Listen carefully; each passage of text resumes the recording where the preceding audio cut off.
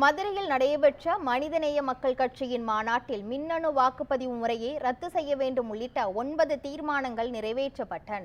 மதுரையில் மனிதநேய மக்கள் கட்சி சார்பில் பேரணி மற்றும் மாநாடு நடைபெற்றது. இதில் மின்னணு வாக்குப்பதிவு முறையை ரத்து செய்ய வேண்டும் உள்ளிட்ட 9 தீர்மானங்கள் நிறைவேற்றப்பட்டன.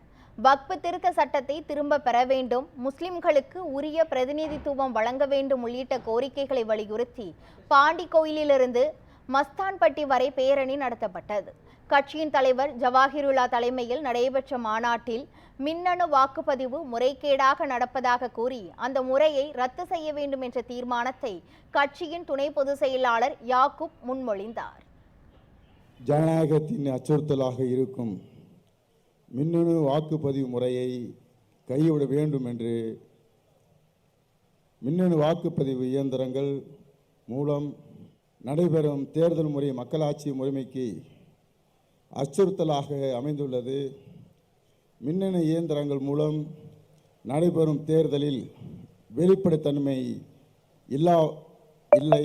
வாக்காளர்களுக்கு தான் செலுத்திய வாக்கு விரும்பிய வேட்பாளருக்கு சென்றதா என்பதை உறுதியாக அறிவித்து கொள்ளும் நிலை இல்லை.